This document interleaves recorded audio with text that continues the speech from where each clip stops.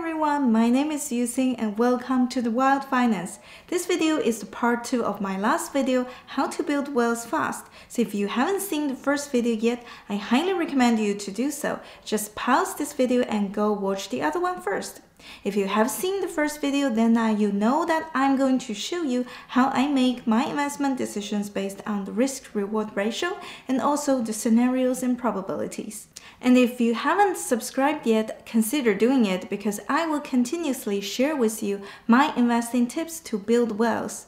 Now let's jump into the content. So in my last video, I introduced the scenarios and probabilities for risk calculating. Now I will show you how you can use them in a real example. I want to use Bitcoin though as an example here because it is a hot popular asset at the moment. All the media are talking about it, and I got lots of people asking me and wondering if it's still a good investment opportunity for them. So I will show you how I calculate the risk-reward of Bitcoin at its current price of $50,000 and compare it with when I first purchased it at around $10,000. And hopefully it can help you to decide if it is worth taking the risk for you or not. I will start with the current price at around $50,000. I listed 6 scenarios that are likely to happen from this price level. Now, scenario 1, the price drops 100%, meaning the price goes to 0. Well, for this scenario to happen, I think several reasons could be the trigger. Number 1, all governments around the world ban Bitcoin altogether, making it illegal for you to hold and trade Bitcoin, and thus makes Bitcoin unusable and worthless.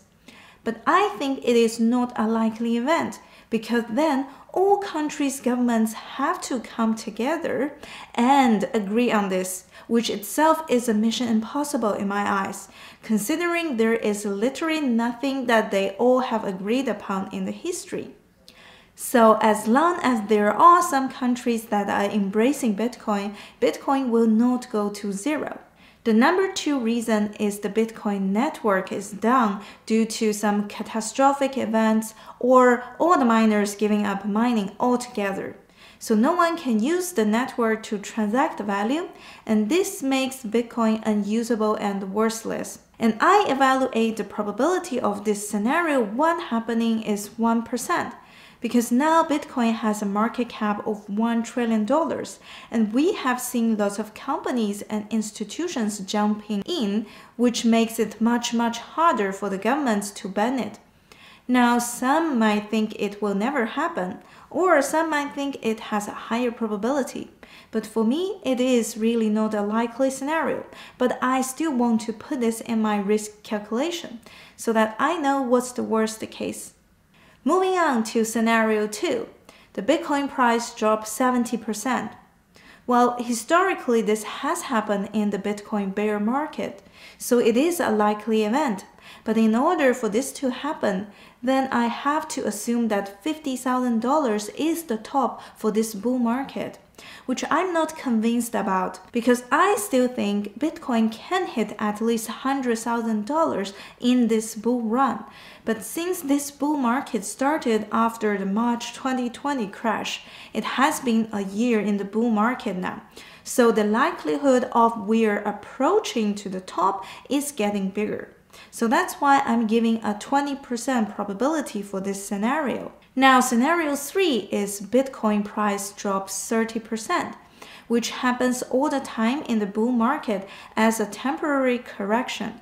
In fact, this just happened a week ago, so I'm giving a 30% probability of this happening again in the near future. Now let's move on to some bull scenarios. So scenario 4 is Bitcoin price goes another 100% up to $100,000.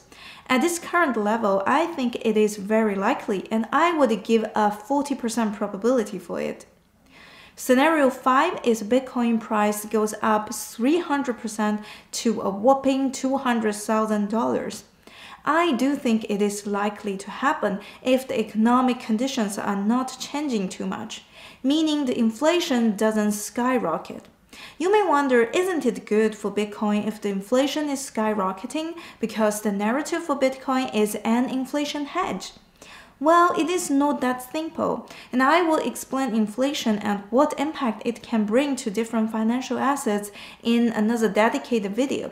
So make sure to subscribe and turn on your notification for that one. Now, for the most bull scenario is Bitcoin price goes another 500% up to $300,000.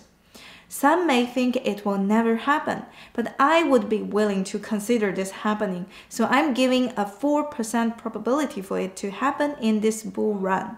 Now I have the scenarios and its probabilities. The next you need to do is to sum up all the bear case and all the bull case. Then you get the potential risk and reward that has counted in all scenarios. So for the current price of $50,000, if you buy Bitcoin now, your potential risk is 24% and your potential reward is 75%. The risk-reward ratio is 1 to 3.1, which is really good. Now let me show you the risk-reward when Bitcoin was at $10,000. You may think it is obvious that $10,000 the risk-reward is of course better, but this is only in hindsight that you can say this for sure. In reality, when it was at $10,000, the uncertainty is the same and nobody knows for sure what will happen. Well, the wildest prediction at that time was Bitcoin will go to $100,000 in this bull run, which I can tell you it's beyond my dreams, and I only thought probably a 5% chance of it actually getting there. But fast forward to today, I think it's much more likely to happen now. Now let me show you the calculations I did back then so you can compare the risk-reward ratio. So when I was making my purchasing decision at around $10,000, I also outlined 6 possible scenarios that are likely to happen at that time. Scenario 1 is the same. The price dropped 100% because of, the governments are banning it or the network itself is down. But at that time, the Bitcoin market cap is under $200 billion.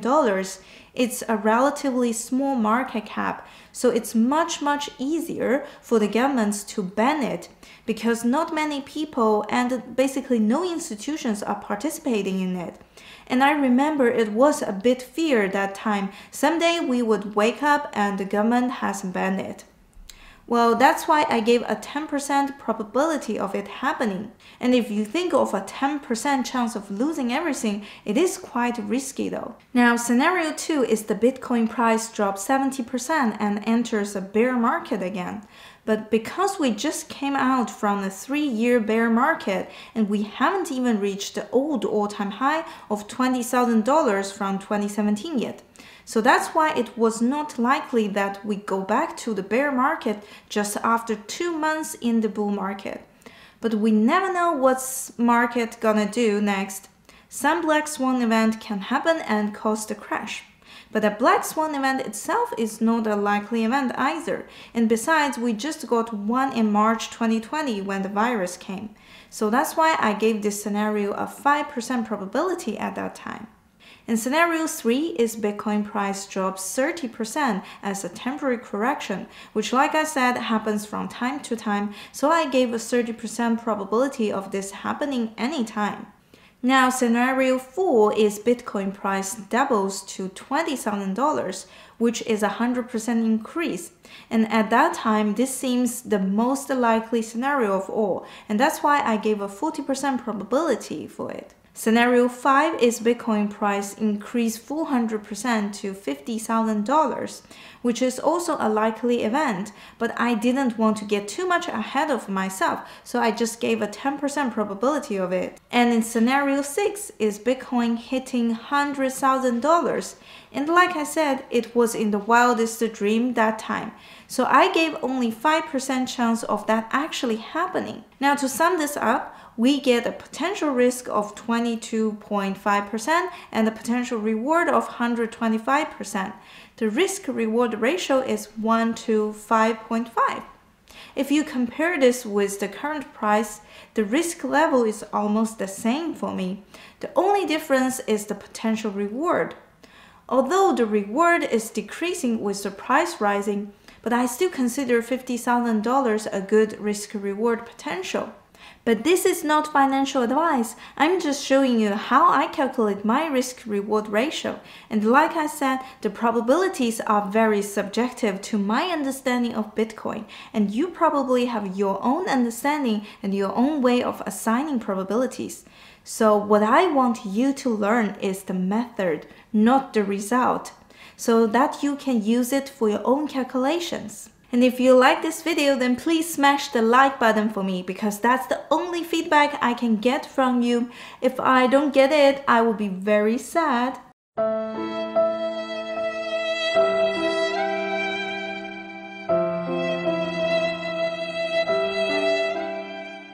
And that's it for today. I will see you in my next video. Bye bye!